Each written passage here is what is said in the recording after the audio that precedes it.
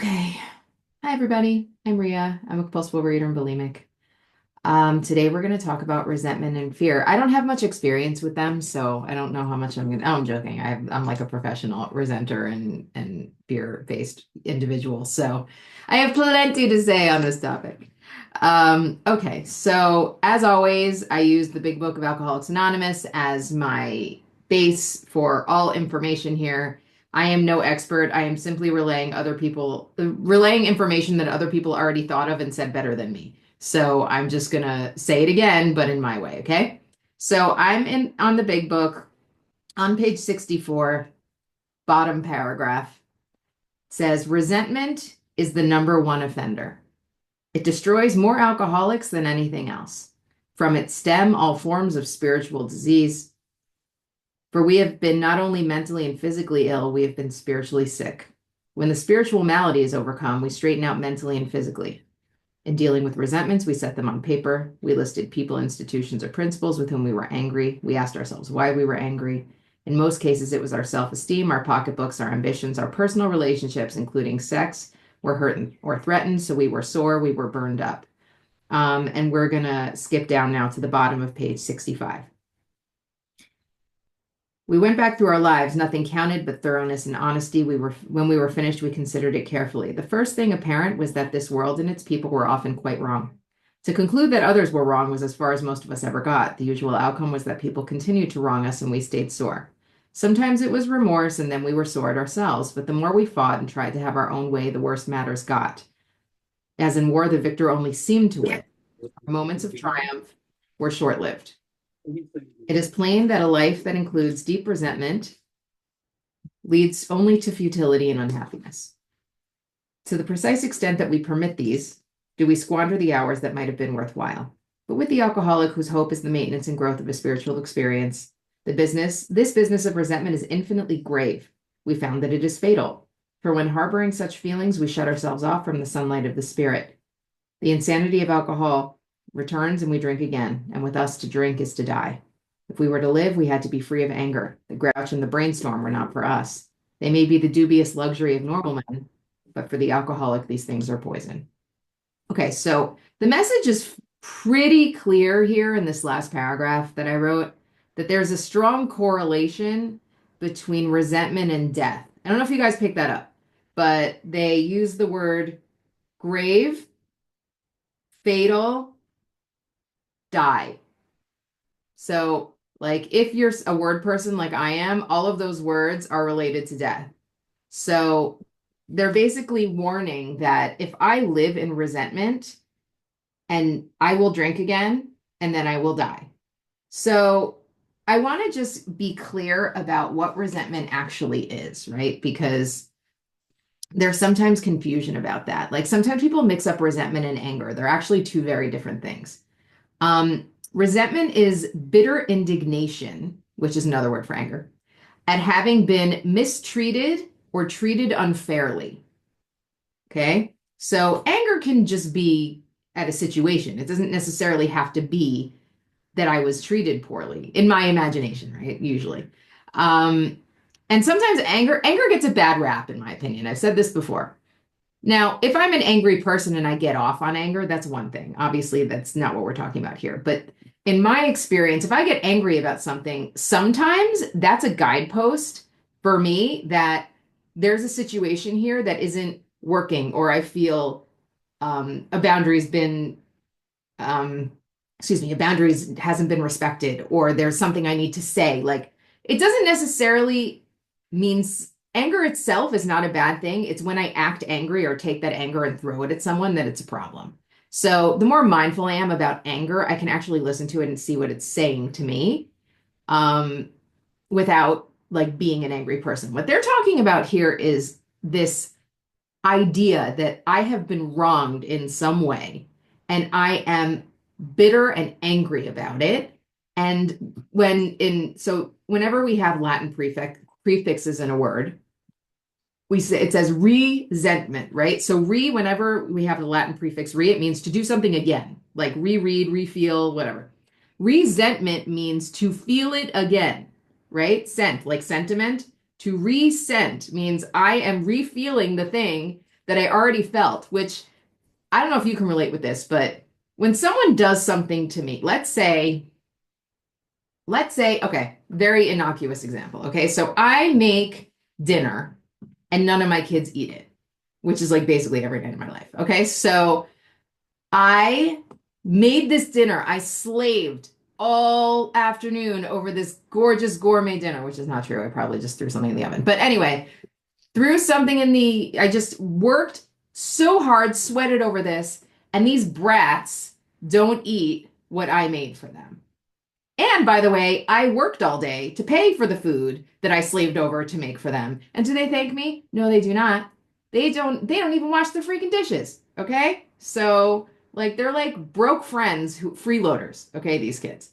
So, I am resentful now, right? Because I have been mistreated. Nobody is recognizing how hard I have worked. Nobody is eating the actual food. Like, this is so unfair. This is so unfair. So now I'm telling myself a whole story about it, right? Because it's not just my kids didn't eat what's on their plates. That's actually the story, right? Like there's food on their plates and they didn't eat it. Those are the bare facts.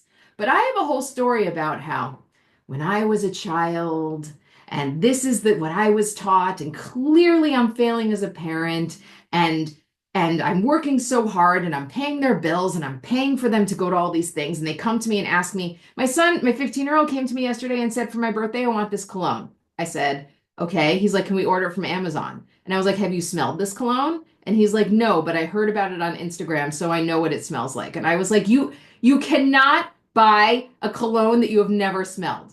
Like, you can't. I refuse. I refuse to buy that for you. That's the dumbest thing I've ever heard in my life. These kids, like, they don't respect, they have no appreciation, they don't know how hard I work, they don't know how much I've been through. My mom died 15 years ago. I'm doing this on my, do you see what I'm saying? Like, I tell this whole story about how I've been wronged and use that to justify either yelling at them, self-pity, some kind of bad behavior, or just feeling like justified to hurt myself. You know what? I worked my ass off all day. I deserve a treat.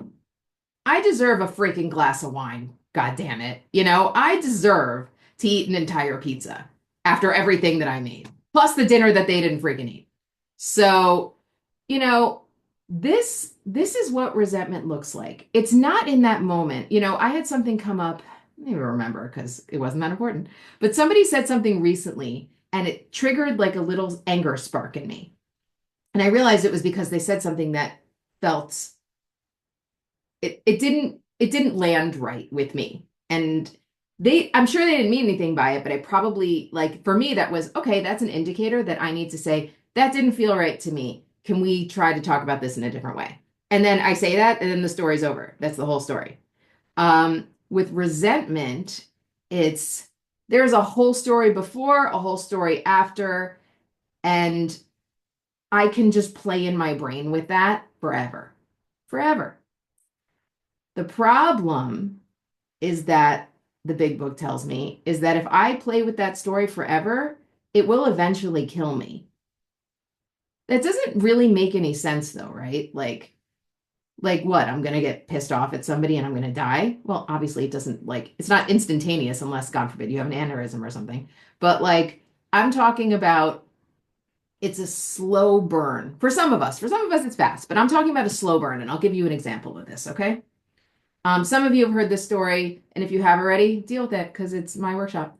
Anyway, so I about 10 years ago, I was working in a job and I was thrown out of the job without warning for no actual real reason except people were trying to it was like politics in the workplace and people were trying to cover their own asses, so I got the sticky end of the lollipop, as it were. And but it was very traumatic because part of my compensation was my home and school for one of my kids. So because I lost this job, I didn't just lose my job. I lost my house and I lost school and I had to scramble to figure out what I was going to do next. Plus, they completely tarnished my reputation. So it was like, it was a bad situation. Now, so I went through this traumatic experience. Did I do anything wrong? No, I did not do anything wrong. Like in this is one of those situations where it was like the actual situation was they're 100% wrong and I am 0% wrong. And that happens, by the way. However, I was so demanding of justice because I have this pervasive lie that I live with that I should live in a just world, that I should get like things should be fair and the bad guy should get it in the end because I was raised on a steady diet of Disney movies, okay? So like the good guy wins and the bad guy gets it in the end. That's how it's supposed to go. But it didn't happen like that. And I was so demanding of my justice that I held on to that resentment for a solid 5 years. I mean, in theory, I did the work around it. You know, I did the writing around it, but I wasn't fully willing to let it go because this shouldn't have happened. In my head, this thing should not have happened, right? I was mistreated. It wasn't imagined. I really was treated unfairly. But I was 100% wrong in making the choice to commit to my bitter indignation, right? It I decided that I was more committed to being a victim than letting go of the resentment and forgiving. So so this happened at the end of 2014. So around the end of 2019, so like I said, 5 years. Around the end of no, I'd say even the middle of 2019, I started getting these thoughts like, I could probably have sugar. It's been like 15 years. It's been a long time. Like I could probably try. And I'm going to say this, I've said this again, I've said this many times. I have nothing against intuitive eating as an institution. If it works for you, I am so glad. For people like me who have no off switch, intuitive eating is just an open invitation. But in my head, I was like, okay, I could probably eat intuitively. I could probably eat sugar again. Started thinking about it, mentioned it to my sponsor at the time, and she was like, I don't think that's a good idea. So I fired her and I got a sponsor who said, great, who co-signed on these ideas that I had. So at the end of 2019, and it took 5 years, like I said, um, I was at dinner and I had a piece of cake with dessert. Now, I had been living with my husband. I had been with my husband for a long time at that point, and he had only ever heard me say, sugar will kill me, sugar will kill me, sugar will kill me. And I sat down, and when I ate this piece of cake, he was like, and there were other people at the table, by the way, it wasn't just us. He was like, what are you doing? Like in front of all these people who we didn't really know that well. And they're like, oh my God, is he like some controlling guy? And it was like, no, he was actually just freaking out because he had never seen me do this. And I was like, it's fine. I'm fine. And then I had a second piece of cake. And that he said to me later, he's like, that's when I knew game over, like so for 3 months, I all bets were off. All bets were off. I just ate whatever I wanted to. And I gained 30 pounds. I don't know what that is in stone. I'm sorry to you British people. I'm an ignorant American. It's just what it is. I believe that's about like what, 15 kilo, something like that. I don't know. Yeah, I don't do math, whatever. I'm a writer. So after 3 months, I had gained 30 pounds. And I really couldn't understand it. And by the way, in my head, the whole time, I really thought I was doing God's will because I was trying to stay connected. I was trying to meditate. I was talking to a sponsor. I was doing all the things I thought I should be doing, and yet completely led by my diseased mind. And so after I went to a New Year's Eve party and was eating an entire ice cream cake with a spoon, like not a piece on a plate, like eating the cake with a spoon. The next morning I called my sponsor and I said, I want to start again. And she said, fine. My old sponsor. And she was like, fine. And so I knew I had to work the steps again. And what came up for me very quickly was that resentment. The resentment that I had been mistreated and I was bitter. And I say this to people a lot because unfortunately, working with women, it's fair, it's common that women have been abused or assaulted in some way. I wish we lived in a world where that didn't happen, but it is what it is. And I will say to women, you did nothing wrong in this situation if somebody was assaulted. Obviously, there are nuances in certain situations, but I'm talking about in general, like 99% of the time, you did nothing wrong. Someone did something to you, you did not invite it, and they are wrong. You have been mistreated.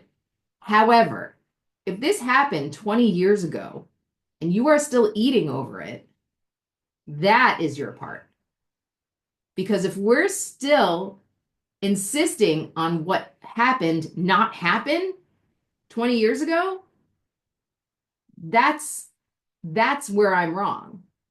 That's what resentment does, right? Because resentment is really the insistence that whatever happened shouldn't have happened, and I deserve better and I deserve justice. Well, here's the thing, right? Who am I to say what should and shouldn't happen to me? Who am I to say that? Because if a lot of the things I wanted to happen actually happened, I would have sold myself way short. And because of the things I thought that shouldn't happen to me, even better things happen. So what do I know? Number one. Okay. Number two, who said that this world is a fair place? Look around, go on the internet. It takes about 4 seconds to be very clear that we do not live in a fair world.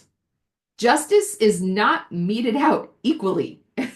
There are a lot of unfair things that happen every single day to every person on this planet. So where I got this idea that things are supposed to be fair and I deserve justice is a lot.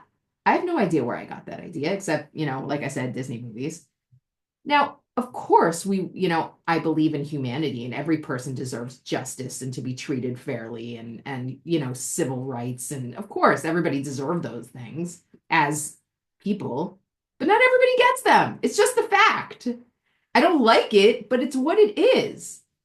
So really, resentment is my insistence that reality shouldn't be what it is. So if I'm going to spend my time doing that, I'm literally just living in insanity. I'm like Don Quixote yelling at windmills, sorry, literary reference. But I'm just insisting that the thing that happened wouldn't happen. So after I started doing this work, going through the steps again after this relapse, I heard a story, and again, I've said this before, but always helps to reiterate it, from a guy in AA named Sandy Beach, who I know some of you are as obsessed with as I am, and for good reason. May he rest in peace. And he told this story. He said he said he was maybe like 10 years sober or something. And he saw on TV that there was a young man who had been shot and killed through gang violence. And he was watching the news, and the news people were putting microphones in the face of this kid's mom because they wanted to get like their moment, of her breaking down or being angry, because that's good content. And instead of freaking out or yelling or screaming or, this woman who had clearly had some sort of basis in faith or church they said to her, "How do you feel about the people who killed your son?" And she said, "I've already forgiven them." And Sandy Beach was like, wow, that's a level I don't even understand, but clearly she's got something. He has that memory, like puts it in his pocket, years go by, and he's now about like, I don't know, 25, 35 years sober. And he gets a phone call that his daughter, so Sandy Beach's daughter, has been murdered.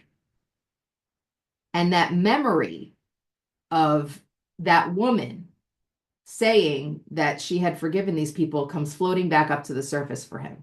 Now, he also had been working a very hard AA program for 35, 40 years at this point. He got sober in like 1963, and this was like 2011 or something. Okay. So he has some real work under his belt. And he said in that moment, he realized that there's this pause between the thing that happened and my reaction to the thing that happened, where I have a choice of how I'm going to react to this. I get to choose if I'm going to commit to years of anger about this because I don't want to accept that it happened. Or I can say, this is the thing that happened.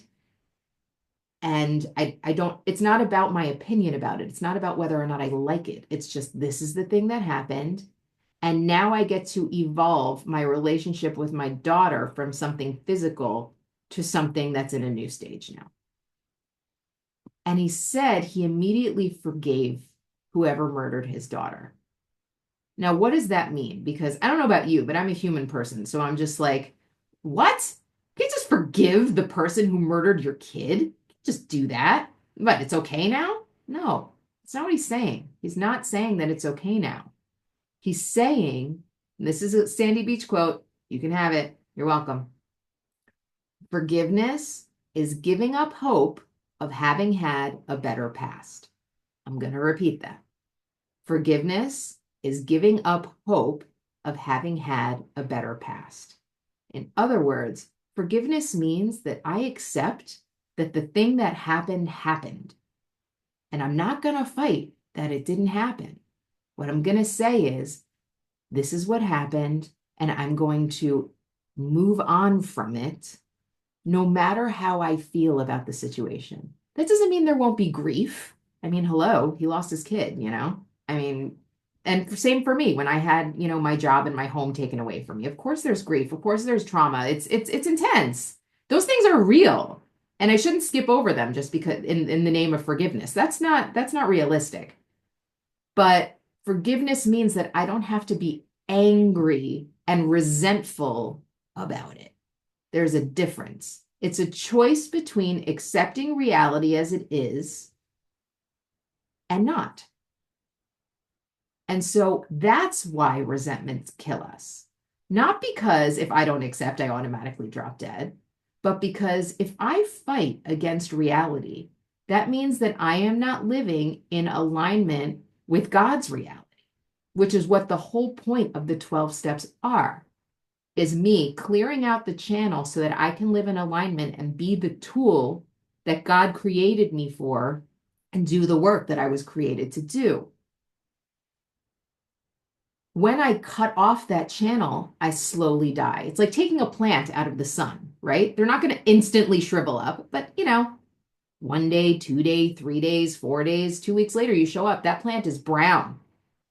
You know, that's what happens to me when I take my soul out of the sun and I block it off with this decision that my life is not supposed to have gone this way. So that relapse that I had after 5 years started 5 years before. It started the day that I said, this is bullshit and this shouldn't have happened to me. That's when it started.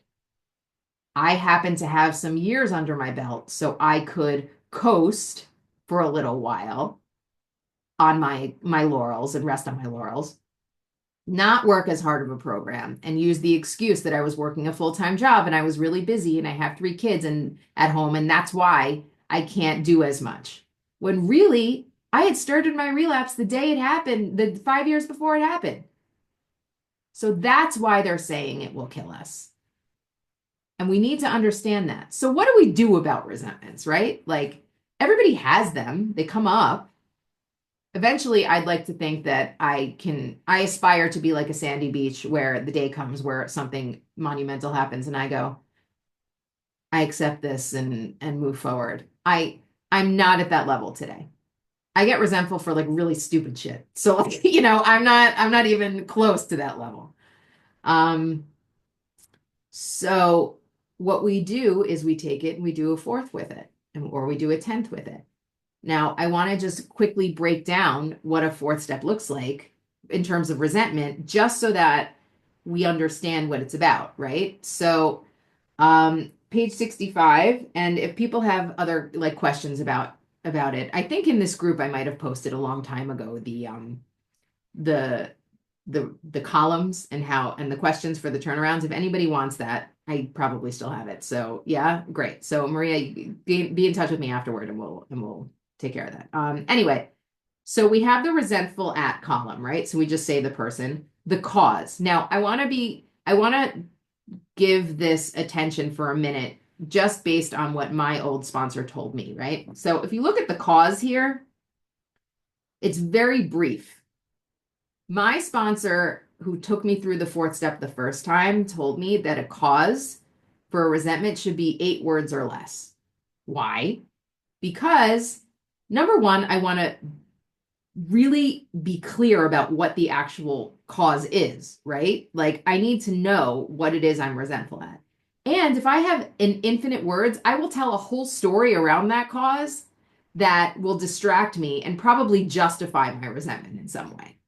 Okay, so I don't want to hear the story. I just want to hear what happened. I had a woman call me and she was like, I have this relationship with my brother, and sometimes, when we were kids, he would do blah, blah, blah. And then my father left my mom, and it was like a whole thing. And so my brother basically, like, he borrowed my car without asking. And I was like, okay, so you just told me a whole like, origin story here, but basically you're just mad because he borrowed your car without asking, right? And she's like, yeah. I'm like, so there's your cause. Okay. I don't want to hear the story. Just tell me the thing that happened, okay? Then we go to effects. And the effects, there's a list of them, right? Self-esteem, security, ambitions, personal or sex relations, pocketbook. So there's a really great speaker who has also passed on. His name is Mark Houston. You can find him on YouTube. Definitely listen to him. He's amazing.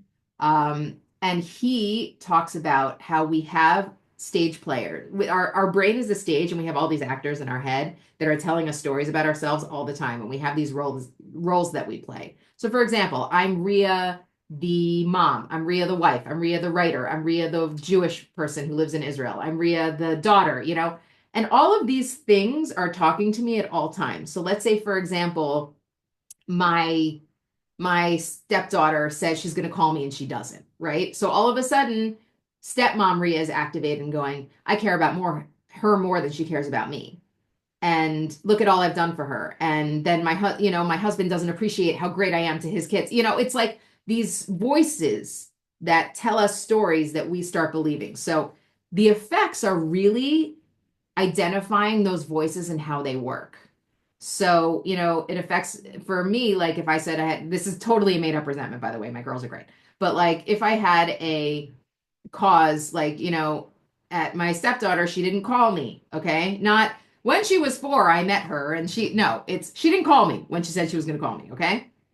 So that's going to affect my personal relations because I have a relationship with her. It's going to affect my self-esteem, right? About, how by the way, self-esteem is the story I tell myself about myself, and pride is the story I want other people to tell about me, just for the record. Okay. So we've got my pride there because I want her to think I'm like the most important, wonderful person. I've got my self-esteem because I want to think of myself as somebody that other people value.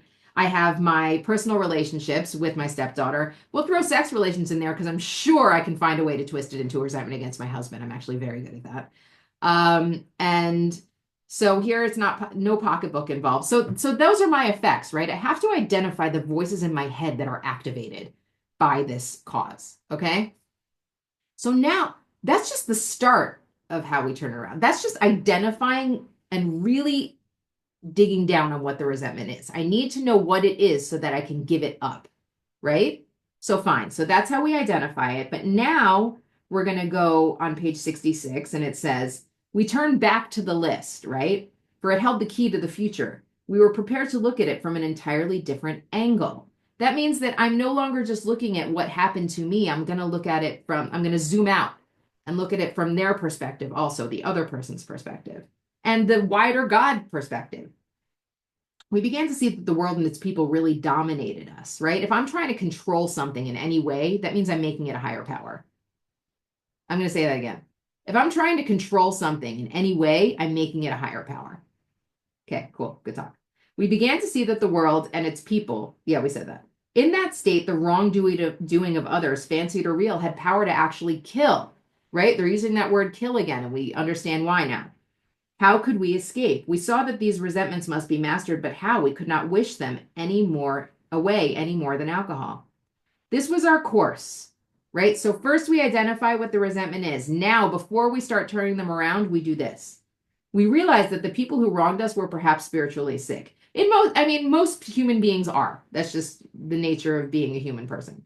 Sometimes they really didn't do anything wrong, but I've imagined them mistreating me. For example, if my stepdaughter doesn't call me, she probably had something else going on. And, it had nothing to do with me. It just had to do with her being busy and not thinking of me 24/7. Though we did not like their symptoms and the way these disturbed us, they, like ourselves, were sick too. We ask God. So this is a prayer we say between the actual resentment and the turnaround, okay? We ask God to help us show them the same tolerance, pity, and patience that we would cheerfully grant a sick friend. When a man offended, we said to ourselves, this is a sick man. How can I be helpful to him? God save me from being angry. Thy will be done. That is a very clear instruction that we pray for the resentment to be removed. We ask for God to save us from being angry and show us how we can be of help. Sometimes this is the hardest prayer I can say. There are people I really don't want to help, that I really don't want to look at as spiritually sick, who I think are just evil and should not exist. But if I want to be free, if I don't want to die, if I don't want to kill myself, this is what I do. Okay? We avoid retaliation or argument. That's a really big one. That's just like a good code for life in general, right? Like just avoid retaliation and argument. And I have to say, like, avoiding argument is one of the most spiritual things I can do. Just there's this speaker now who's trending, Mel Robbins. I'm sure you guys have seen or heard of her, some of you. And one of the things, she has this thing called the let them theory I'm hearing a lot about, which is basically like if somebody wants to do A, B, and C, if somebody wants to drive their car off a bridge, if somebody wants to, not do what they're supposed to do, let them. Just let them. Let them go. I love this. I think it's great. Just let them do it. Like, it's not I'm not God. I'm not here to like drive the car for them. Like, do your thing. That's what they mean here. We avoid retaliation or argument because the minute I try to get involved to control somebody else, I'm setting myself up for a resentment because I think I'm being mistreated because people aren't doing the thing I asked them to do. It's a lie. Let them. Just let them go. We wouldn't treat sick people that way. If we do, we destroy our chance of being helpful. Remember, the goal here is being of help and service. I hate that, but it's true. I don't want to help anybody. I want to stay in my house and I want to just do my work and watch old movies and ignore everyone. I don't want to help anybody, okay? I'm here today purely to help myself. I like all of you and I like hanging out with you, but no, I don't want to help you, okay? I just want to be left alone. Just throwing that out there. Anyway, we cannot be helpful to all people, thank God, but at least God will show us how to take a kindly and tolerant view of each and every one. I had an old sponsor say to me, she was paraphrasing the Dalai Lama here, I think it was. It was basically like, you can't help everyone, just don't hurt anyone. That's like baseline spirituality, okay? Can't help everyone, just don't hurt anyone. So here, even if I can't help you, I can at least look at you with kindliness and tolerance, right? I can just kind of like let them, right? Just let them. Fine. So referring to our list again, now that we've done the prayer and we've remembered that, and we're trying to get aligned into our job, now we can go back and look at the turnarounds and really try to see it from the other person's part, okay?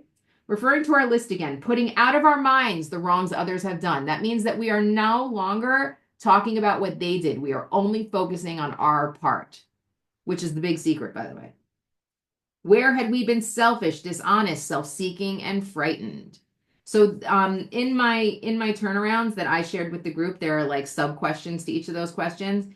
I'm not going to get into it now, but we basically have to ask ourselves how we set ourselves up for this resentment. And as I said, there are sometimes people do things that really they are 100% wrong, but it doesn't matter because if I'm still expecting them to have not done that or to live in a world where things like this should not happen, then I'm being selfish and I'm being dishonest with myself, right? Most of the time, there's two to tango, right? Most of the time, I have a part to play. For example, right now, my 11-year-old is on the other side of this door. because he wants to use my hotspot. He uses my hotspot on my phone all freaking day. If I leave my room, he follows me like a little dog and asks me to use my hotspot. My 11-year-old is freaking adorable. Those of you who know him, like he's delicious. I want to punch him in the face. Okay. Oh my God, with the fucking hotspot. And like, but you know what? I set that up. You know why? Because number one, I didn't get the Wi-Fi fixed, so he can't use the Wi-Fi. And number two, I said he could use my hotspot. So yeah, guess what? That's me. I did that. And I give my kids free reins with screen, so they're all addicted now. So I'm basically an enabler. I'm like a crack dealer, you guys. So that's what I did. So really it's my fault. Just saying. Anyway, I digress. So though a situation had not been entirely our fault, which we know, we tried to disregard the other person involved entirely, right? Again, where were we to blame? Because the only person I can control in these situations is myself. And so if I'm in a situation where I'm resentful and I don't want to be in that situation again, I need to figure out what I did in order to be in this resentment so that I don't do that again. And sometimes it's just stories I tell myself about things I need to do or something I need to be or something I need to say that I do, even though it's not real to me. The inventory was ours, not the other man's. When we saw our faults, we listed them, we placed them before us in black and white. We admitted our wrongs honestly and were willing to set these matters straight. So in other words, in most cases with resentment, I have a part, and my job is to figure out what that part is, take ownership of that, admit it to another person, and then fix it. Okay? So that's resentment. Let me just check on time, how we're doing on time here. I have 8 minutes left. Wow. Okay. So I guess resentment got most of the attention this time, and that's okay. All right, so let's look at fear now. Notice this is the bottom of page 67. Notice that the word fear is bracketed alongside the difficulties with Mr. Brown, Mrs. Jones, the employer, and the wife. This short word somehow touches about every aspect of our lives. It was an evil and corroding thread. The fabric of our existence was shot through with it. It set in motion trains of circumstances which brought us misfortune we felt we didn't deserve. But did not we ourselves set the ball rolling? Sometimes we think fear ought to be classed with stealing. It seems to cause more trouble. So let's talk about this. The definition of the word fear is an emotion aroused by impending danger, evil, pain. Danger, evil, or pain, real or imagined. Okay? So I am anticipating something bad happening, and that makes me afraid. Fear is a natural human response. We needed it when we were cavemen and there was a freaking tiger running at us. You know, we needed it. We need it even now. You know, I live in a country that's at war. When there's a siren that tells me I have to go to my bomb shelter, you better believe I'm afraid. But that's good because that's going to tell me to go to my bomb shelter and not get hit by a bomb. You know, there are people who don't have senses in their hands and they could stick their hand over a fire and not feel a thing. But then they look and their skin is destroyed. We need fear to get us out of harm's way. That is why it exists and it is a proper function when used rightly. However, when it starts to dominate my behavior in situations where it's not required, that's when I get into trouble. And that's why I believe that they say that it's classed with stealing because it steals our lives away. It steals moments away from us. You know, there are opportunities. I remember I was 16 years old and my family went on vacation to Mexico and we went to Chichen Itza, which is this like pyramid that you can climb up. Now, at the time, I was like very obese and I was afraid of everything. I was afraid there wouldn't be food. I was afraid I wouldn't be able to climb up the steps. I was afraid I would fall off the pyramid. I was afraid I would get kidnapped and sold into sex trafficking because obviously, and I was afraid of, you know, everything. And so instead of going up to see this ancient pyramid that's like thousands of years old, I stayed in the car for like 3 hours while my family went and did it. That's what I did. And by the way, there were no smartphones then. I just hung out in the car and listened to music because I was so afraid of something bad happening if I went to Chichen Itza. That is not a realistic fear, and it stole an opportunity away from me that I could have had. That's what this does. We make decisions rooted in this fear that something bad will happen if I don't do or not do something, right? Like, for example, on Friday, my 15-year-old's getting a bad rap today. I pay him to clean my house. He does not do a great job. But that's why I pay him half price that I would pay for an actual cleaner. He totally cuts corners. Ugh. Anyway, so on Friday, he cleans the house on Friday. So I said, okay, when are you clean the house? He's like, I'm gonna do it. I'm gonna do it. So he's in bed. He stays in bed. He says he's gonna do it at 11. 11:30, he's still in bed. I wake him up. Kiva, when are you gonna do it? I'm gonna do it. Okay. Like, by the way, he doesn't use consonants. He just grunts like a caveman. And so 2 o'clock, 2:30, 3 o'clock rolls around. We observe the Sabbath, okay? The Sabbath starts at 7. I want a clean house by the time the Sabbath starts. And I'm like, Akiva, what's going on? He's like, ugh, okay? So finally, fine. And he's like, if you ask me again, I'm not doing it. And I realized that I have a fear, number one, I have two fears going on here. Number one, that I'm going to end up having to clean my house, which I'm not excited about because I hate cleaning my house. And I'm cooking and I'm doing other things. Okay. No, 3 fears. Two, I'm afraid, no, 4 fears. Here we go. I'm afraid that I'm a shitty mom and I let my kids get away with murder and everyone's going to find out and Akiva's going to be like selling crack on the streets. I'm afraid that someone's going to come to my house and see that it's not clean and find out that I'm a fraud and a fake adult. And I'm really just a kid pretending she's an adult and I don't actually know how to be a human person. Okay. And they're going to like call the township on me and, because I'm neglecting my children and they live in a hovel, which they don't, but that's what our brains do.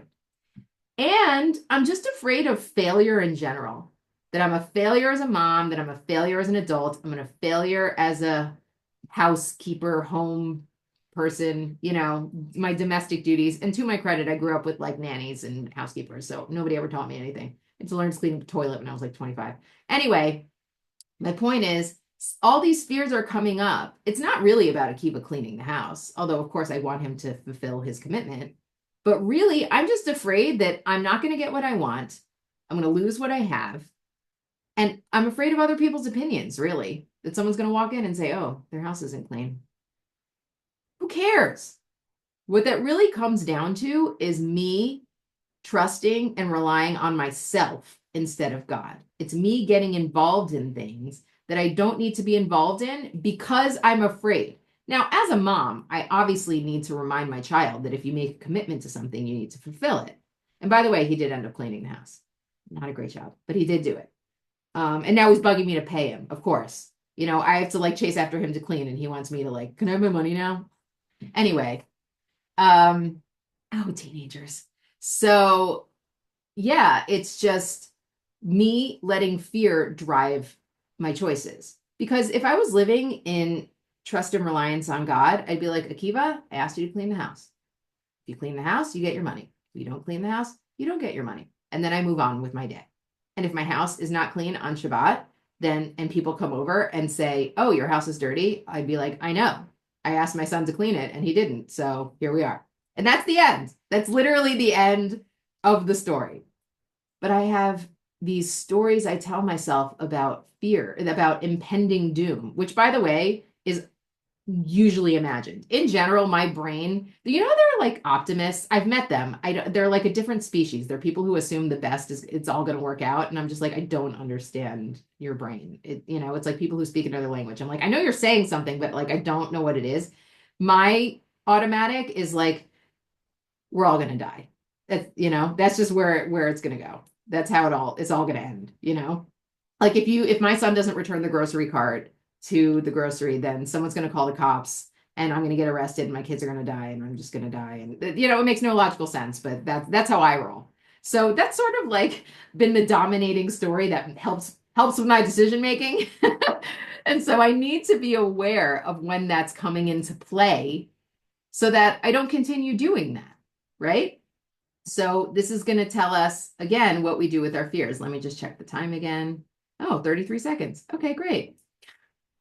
Okay, so we review our fears thoroughly. We put them on paper, even though we had no resentment in connection with them.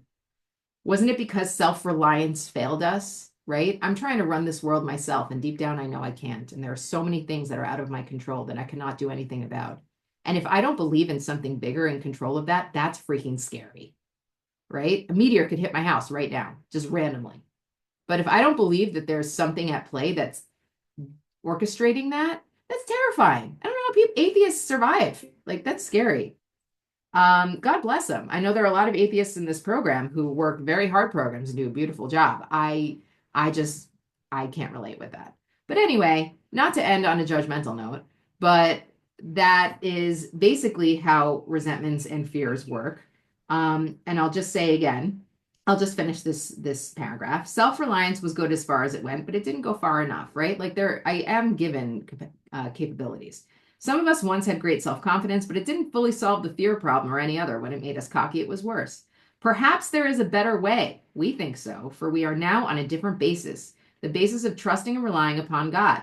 We trust infinite God rather than our finite selves. We are in the world to play the role he assigns, just to the extent that we do what he think he would have us and humbly rely on him.